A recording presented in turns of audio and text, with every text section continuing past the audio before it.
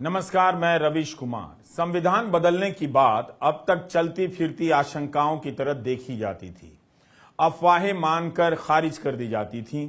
लेकिन जब प्रधानमंत्री नरेंद्र मोदी के आर्थिक सलाहकार परिषद के अध्यक्ष बिबेक देबरॉय 15 अगस्त के दिन लंबा लंबा लेख लिखकर विस्तार से बताने लग जाएं कि 2047 के लिए एक नए संविधान की जरूरत है, तो सतर्क हो जाना चाहिए।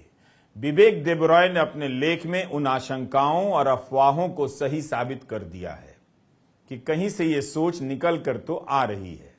प्रधानमंत्री के आसपास के लोग संविधान बदलने की बात का हौसला अब दिखाने लगे हैं।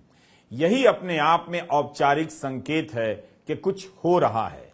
मिंट अखबार में बिबेक देबरॉय का यह लेख छपा है। मुमकिन है सरकार इसे किसी व्यक्ति की निजी राय बताकर खारिज कर दे, लेकिन यह सामान्य लेख नहीं है, पूरे यकीन के साथ लिखा गया है। यह वो मामला ही नहीं कि खारिज कर देने से बात खत्म हो जाएगी। बिबेक देबरॉय लिखते हैं कि हर किसी को पसंद है कि बदलाव तेज गति से हो, ऊंचा हो और मजबूत हो। हमें 1950 में जो संविधान मिला था वो तो अब हमारे पास है भी नहीं। कई बार संशोधन हो चुके हैं और हमेशा अच्छे के लिए नहीं हुआ है। 1973 में सुप्रीम कोर्ट ने कहा था कि बेसिक ढांचा नहीं बदला जा सकता। ये इन्हें ठीक नहीं लग रहा है। राज्यसभा में पूर्व चीफ जस्टिस रंजन गोगोई का इस संदर्भ में बयान याद कीजिए। तब लगा कि उनका बयान है, मगर ये तो कहीं और से आता नजर आ रहा है। अब तो ये संविधान को भी औपनिवेशिक विरासत बता रहे हैं, जिसे आजाद भारत के लोगों ने बनाया है। कह रहे हैं कि संविधान ज्यादातर ब्रिटिश हुकूमत के बनाए गवर्नमेंट ऑफ इंडिया एक्ट 1935 पर आधारित है। अब कुछ संशोधनों से काम नहीं चलेगा, नया संविधान बनाना होगा, नई प्रस्तावना लिखनी होगी।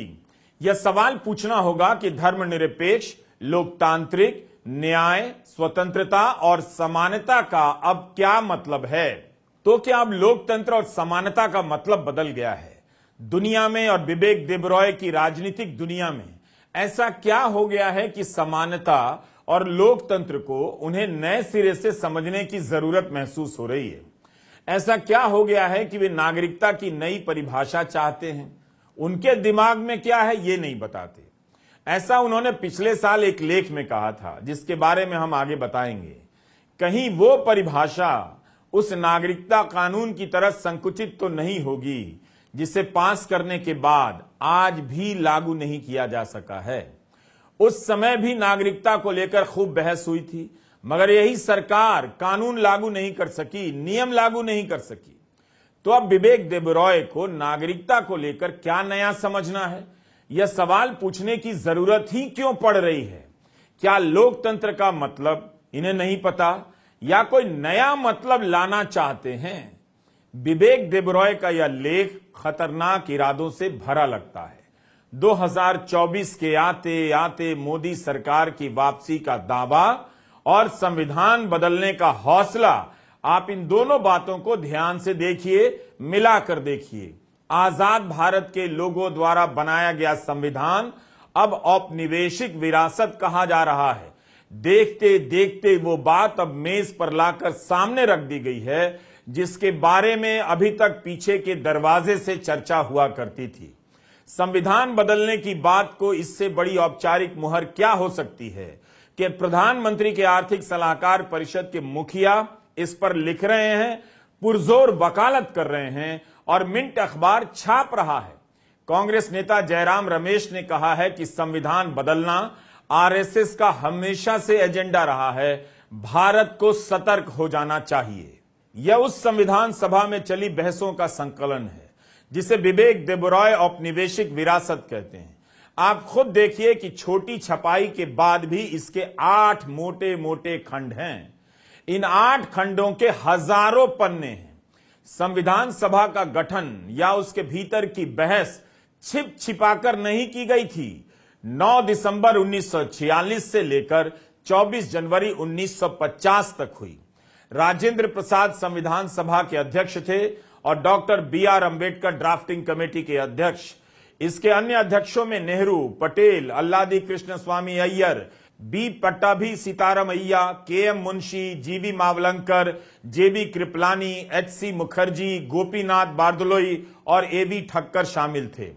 Doctor B R. Ambedkar drafting committee के चेयरमैन थे। इन खंडों में हजारों पन्ने हैं और उन पन्नों पर एक एक शब्द है जो तब भी और अब भी जनता के लिए उपलब्ध है। इसके बनाने की पारदर्शिता बेजोड़ है। संविधान के पहले मसौदे को छापकर आम जन के बीच पहुंचाया गया ताकि इस पर लोगों की प्रतिक्रिया, सुझाव और आलोचना समिति तक पहुंच सके। इस पर मिलने वाले सुझावों को लेकर 4 बार बैठकें हुई और मसौदे में बदलाव कर फिर से छापा गया। 2 साल 11 महीने और 17 दिन की बहस के बाद भारत की संविधान सभा ने संविधान तैयार किया। इसके 11 सत्र हुए जो कुल 165 दिन बैठे। 300 से अधिक सदस्य इसमें शामिल थे। 17 समितियां बनाई गईं जिन्होंने अलग अलग मुद्दों पर काम किया। बहस चली तो 7,635 संशोधनों के प्रस्ताव रखे गए। 2,473 संशोधन स्वीकार किए गए। इस तरह से भारत का यह महान संविधान पास हुआ।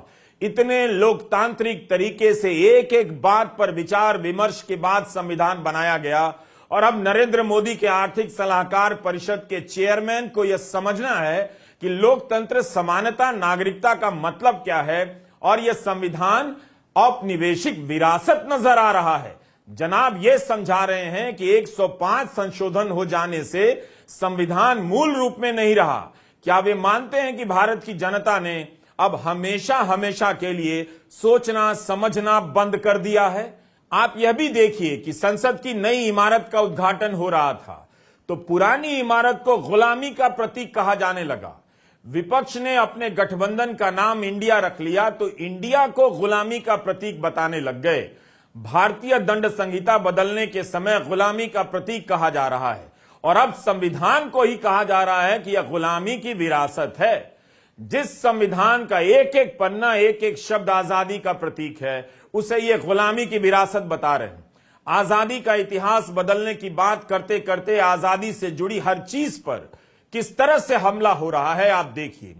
कोशिशें लगती हैं कि आप आजादी को गुलामी कहने लग जाएं और ये जो कहना चाहते हैं उसे आजादी मान लें और संविधान बदल दें। वकील गौतम भाटिया की एक किताब आई है, अनसील्ड कवर्स, हार्पर कॉलिंस से छपी है हाल ही में। पिछले 10 साल के दौरान अदालत के फैसलों का विश्लेषण किया है देखने के लिए कि कितना कुछ बचा है, कितना कुछ मिट चुका है। उनकी राय विवेक देबरॉय के लेख पर। विवेक देबरॉय जी ने कहा है कि संविधान को, एक नए संविधान को लिखना जरूरी है क्योंकि हमारा संविधान जो है वो एक कॉलोनियल लेगेसी है। तो इस विषय में ये बात जानना जरूरी है कि संविधान के कुछ भाग ऐसे हैं जैसे कि मौलिक अधिकार, फेडरलिज्म, जो ना केवल कॉलोनियल लेगेसी नहीं है बल्कि ब्रिटिश सरकार के खिलाफ जो आज़ादी की लड़ाई थी उसके महत्वपूर्ण भाग हैं।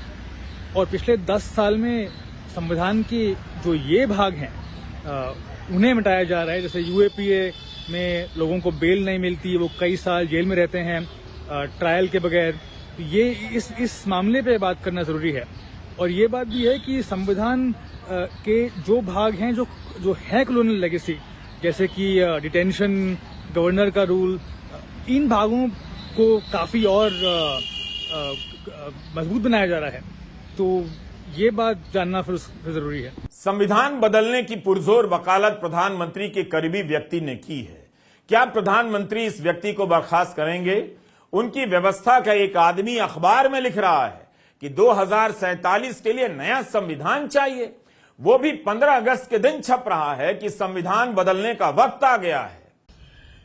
भारतीय जनता पार्टी लगातार देश के संविधान को, देश के सबसे सेक्रेड डॉक्यूमेंट को पर प्रहार करती है, उसको कमजोर करने की अनवरत कोशिश करती रहती है। मोदी सरकार भी यही काम करती है और इसीलिए इंस्टीट्यूशन, संस्थाओं को कमजोर किया जा रहा है क्योंकि इन्हीं के बूते पर तो संविधान जीवित रखा जाता है। लेकिन 77वें स्वाधीनता दिवस पर सरकार के जो आसपास के करीबी लोग हैं वो अब पूरे खुले तौर पर यह कह रहे हैं कि संविधान को बदलने का वक्त आ गया है। आखिर वो ऐसा क्यों कह रहे हैं और इसके पीछे कौन सी सोच है, ये बात करना जरूरी है। ये संविधान क्या है? ये संविधान हमारे फाउंडिंग फादर्स ने भारत की नींव रखने के लिए बनाया था और इसी संविधान में हमारी विविधताएं, चाहे वो धर्म हो, चाहे वो जाति हो, चाहे वो भाषा हो, वेशभूषा हो, हर तरह की चीजें, उसको संजोने का काम करता है ये संविधान। ये संविधान ही है जो हिंदुस्तान के सबसे गरीब और सबसे अमीर आदमी को एक वोट देता है। ये संविधान ही है जो कानून के सामने सबको एक लाइन में खड़ा करता है। कोई फर्क नहीं पड़ता आप किस धर्म से हो, किस जाति से हो, किस संप्रदाय से हो, कितने अमीर हो, कितने गरीब हो, शिक्षित हो या अशिक्षित हो, कोई फर्क नहीं पड़ता है। तो संविधान इक्वालिटी की बात करता है। यह संविधान है जो हमें स्वतंत्रता देता है, विचारों की, अभिव्यक्ति की, हर तरह की स्वतंत्रता, स्वतंत्रता जीने की, जो लिबर्टी की बात आती है। यह संविधान है जिसने इस देश को एक तार में पिरोकर रखा हुआ है। अलग अलग भाषा बोलने वाला यह देश, अलग अलग खान पान वाला यह देश, अलग अलग मान्यताओं वाला यह देश एकजुट है तो संविधान की वजह से है। आखिर क्या जरूरत पड़ गई भारतीय जनता पार्टी के लोगों को यह कहने की कि संविधान बदल देना चाहिए? जिस संविधान की शपथ लेकर नरेंद्र मोदी प्रधानमंत्री बने, जिसके अंतर्गत लोकतांत्रिक प्रणाली के चलते उनकी सरकार चल रही है, आज उस संविधान को बदलने की कौन सी जरूरत आन पड़ी है? वो जरूरत इसलिए आन पड़ी है क्योंकि आप इस देश को एक रंग में रंग देना चाहते हैं। आप बहुरंगी इस देश को, आप विविधताओं से भरे इस देश को एक रंग, एक विचार, एक भाषा, एक भूषा, एक तरह की मानसिकता थोप देना चाहते हैं। लेकिन यह देश है, यह जीती जागती संस्कृति है और यह ऐसा करने से बदलेगी नहीं। और संविधान पर कोई प्रहार होगा तो हर भारतवासी उठ खड़ा होगा, और इसलिए उठ खड़ा होगा, इसलिए लड़ाई करेगा क्योंकि उसको उसके वजूद की गारंटी सरकारें नहीं देती हैं, पॉलिटिकल पार्टीज नहीं देती हैं, नेता नहीं देते हैं। उसको गारंटी संविधान देता है। संविधान में निहित है कि आप सब एक बराबर हैं। संविधान सरकारों के लिए प्रेरणा का काम करता है। डायरेक्टिव प्रिंसिपल्स क्या है? हमें उस लक्ष्य की ओर जाना है। तो संविधान बदलने की बात करने वालों के मन में खोट है, क्योंकि वह संविधान को बदलकर एक तरह की बात करना चाहते हैं, थोपना चाहते हैं मान्यताएं, थोपना चाहते हैं अपनी विचारधारा। यह देश सब कुछ सहेगा, संविधान को बदलना कभी नहीं सहेगा।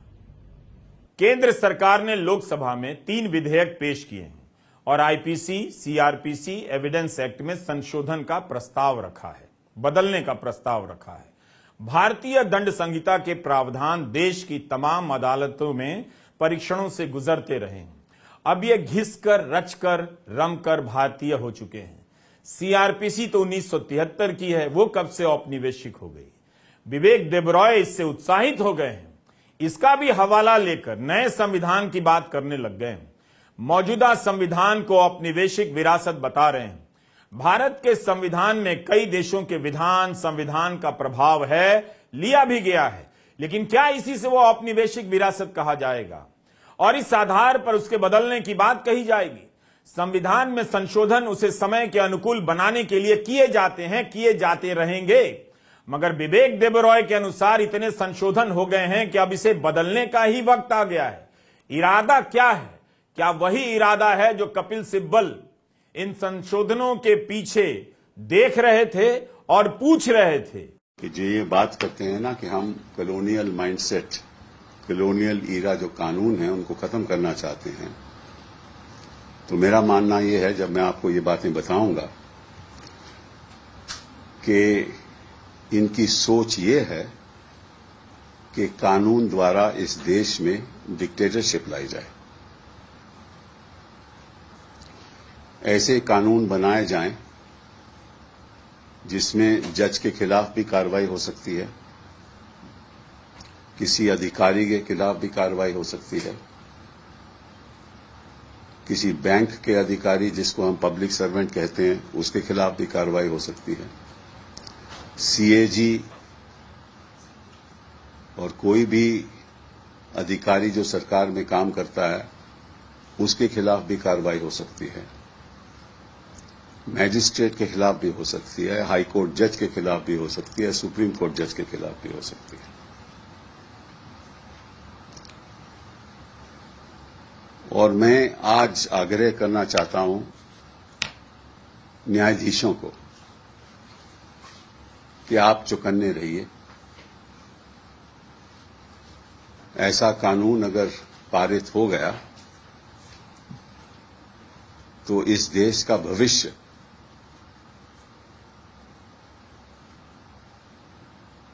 खतरे में हो जाएगा। विवेक देबरॉय ने कहा है कि भारत के संविधान में संशोधन हुए हैं और सारे बेहतरी के लिए नहीं हुए।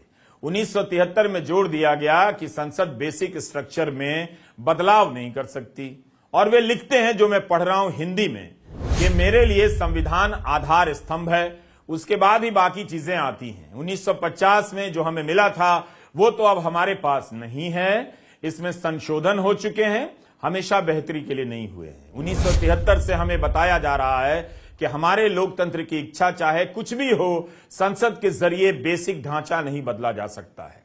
जहां तक मैं समझता हूं, विवेक देबरॉय लिख रहे हैं, जहां तक मैं समझता हूं कि 1973 का फैसला मौजूदा संविधान में लागू होता है, नए संविधान में लागू नहीं होगा। तो इनका इरादा साफ है, ये बेसिक स्ट्रक्चर को बदलना चाहते हैं, जिसे बदलने से सुप्रीम कोर्ट ने रोक दिया है। विवेक देबरॉय कहते हैं कि कोर्ट का यह आदेश मौजूदा संविधान पर लागू होता है, जो नया बनेगा उस पर नहीं।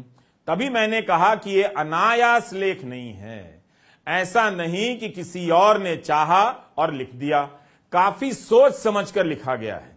इस लेख में विवेक देबरॉय आंकड़ा देते हैं कि कई देशों के संविधान की औसत उम्र 17 साल है और ये 2023 आ गया है। 1950 के बाद 73 साल हो गए हैं भारत के संविधान को।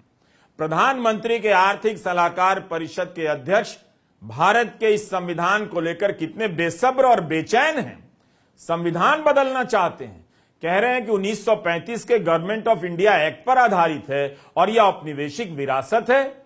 विवेक देबरॉय ने जब बेसिक स्ट्रक्चर बदलने के लिए नए संविधान की बात कही, तब आपका ध्यान कहां जाना चाहिए था? यह सवाल मैं आपसे कर रहा हूं और जवाब खुद भी दे रहा हूं।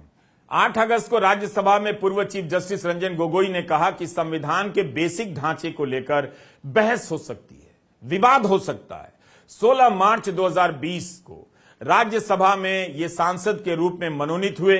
उसके बाद से 3.5 साल के बाद यह इनका पहला भाषण था और पहले ही भाषण में रंजन गोगोई बेसिक स्ट्रक्चर की बात उठा देते हैं कि इसकी बहस अभी खत्म नहीं हुई है, बता देते हैं, जबकि कोर्ट ने कहा है कि संसद बेसिक स्ट्रक्चर नहीं बदल सकती है। यही नहीं, खुद चीफ जस्टिस के पद पर रहते हुए कई फैसलों में रंजन गोगोई 1973 के फैसले को सही मानकर उल्लेख कर चुके हैं कि संसद संविधान के बेसिक स्ट्रक्चर को नहीं बदल सकती है। अब यही बात एक हफ्ते के भीतर विवेक देबरॉय कह रहे हैं, तो यह संयोग नहीं हो सकता। रंजन गोगोई को कहे 1 हफ्ता भी नहीं हुआ कि अब विवेक देबरॉय ने लेख लिख दिया। कितना सब कुछ जुड़ा जुड़ा सा है।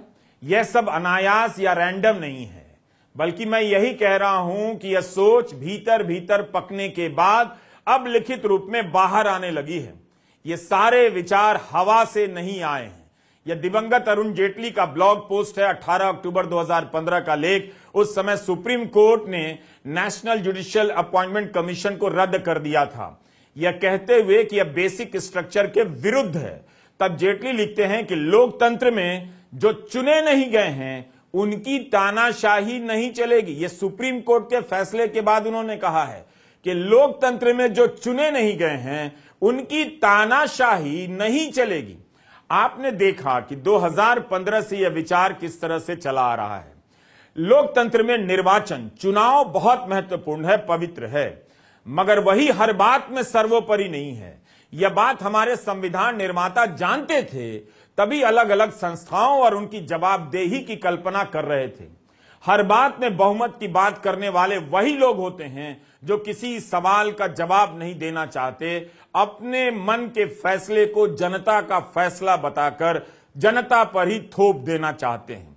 पिछले साल संविधान दिवस के मौके पर प्रधानमंत्री नरेंद्र मोदी ने कहा था, और ये उनके ही शब्द हैं, कि हमारे संविधान के प्रियम्बल की शुरुआत में जो वी द पीपल लिखा है, यह सिर्फ 3 शब्द नहीं है। वी द पीपल एक आह्वान है, एक प्रतिज्ञा है, एक विश्वास है। संविधान में लिखी यह भावना उस भारत की मूल भावना है जो दुनिया में लोकतंत्र की जननी रहा है, मदर ऑफ डेमोक्रेसी रहा है। 10 महीने बाद विवेक देबरॉय लिखते हैं कि वी द पीपल के लिए पूरा केस बनता है, माहौल बन गया है कि नया संविधान अंगीकार किया जाए, स्वीकार किया जाए। क्या चीजें बहुत तेजी से बदल रही हैं या नए नए थीम लॉन्च किए जा रहे हैं ताकि आप फिर से इस तरह की व्यापक बहसों में उलझा दिए जाएं। इस तरह की थीम लॉन्च की जाती रही है पिछले 10 साल में ताकि बहुत सारी थ्योरी मैदान में लॉन्च हो और आप इसी में व्यस्त रहें। इससे फायदा यह होता है कि आपकी जो समस्या है, आपके जो सवाल हैं, उन्हें राजनीतिक चर्चाओं में जगह नहीं मिल पाती है। आपके सवालों पर चर्चा नहीं करेंगे, बल्कि आप चर्चा करें, इसलिए नए नए सवालों की सप्लाई कर दी जाती है।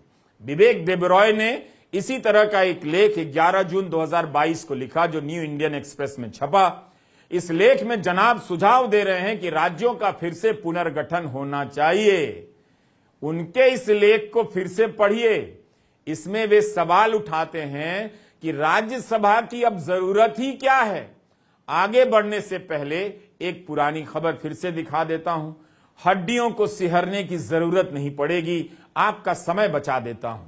2015 में दिवंगत अरुण जेटली ने कहा था कि क्या राज्यसभा जो निर्वाचित नहीं होती है, जिसके सदस्य चुने नहीं जाते हैं जनता के द्वारा सीधे, लोकसभा पर सवाल कर सकती है। तब जेटली वित्त मंत्री थे और राज्यसभा में सत्ता पक्ष के नेता।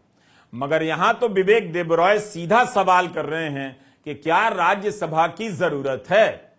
न्यू इंडियन एक्सप्रेस में विवेक देबरॉय के लेख का जो टाइटल है, उस पर शायद हर किसी का ध्यान नहीं जाता। वृंदा का चला गया। टाइटल है unravelling the basic Gordian not. अब इसकी एक कहानी है। आप चाहें तो उस कहानी से इस टाइटल के भेद खोल सकते हैं। कहानी यह है कि 330 बीसी के आसपास सिकंदर अपनी सेना के साथ आज के तुर्की के एक शहर में पहुंचता है। वहां एक पुरानी गाड़ी का योक एक बहुत उलझी हुई गांठ से बंधा हुआ था।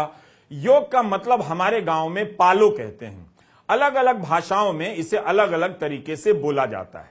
तो मान्यता थी कि जो कोई भी इसकी गांठ खोल देगा, एशिया पर राज करेगा।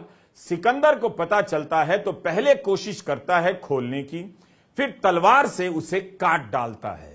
Unravelling the basic Gordian knot. Anti Muslim debate में आपको उलझाकर गॉडियन नॉट की कहानी संकेतों में बताई जा रही है ताकि आपको पता ही ना चले कि तलवार के एक झटके से कितना कुछ काट कर अलग कर दिया जाने वाला है। विवेक देबरॉय का लेख बताता है कि इस 15 अगस्त को जो उन्होंने लिखा है, उस पर वे लंबे समय से सोच रहे हैं, जबकि यह उनका विषय नहीं है, यह उनका अधिकार क्षेत्र नहीं है। उनका काम है आपकी आर्थिक बेरोजगारी, कम कमाई, आर्थिक चुनौतियों और संभावनाओं के बारे में प्रधानमंत्री को राय देना। जून 2022 में उनका जो लेख है, उसके एक हिस्से में वे कहते हैं कि क्या हमें नागरिकता की नई परिभाषा की जरूरत नहीं है। तो इन्हें नागरिकता की नई परिभाषा की जरूरत क्यों पड़ रही है? कितनी मजबूती से ये बातें आज के भारत में कही जा रही हैं। कोई हफ्ता नहीं गुजरता है जब किसी सड़क या लाइब्रेरी या किसी इमारत का नाम नहीं बदला जाता है। बताया जाता है कि आपको गुलामी की मानसिकता से आजादी दिलाई जा रही है। लगता है कि सड़कों के नाम बदलने वाले अब संविधान बदलने पर आ गए हैं। नमस्कार, मैं रवीश कुमार।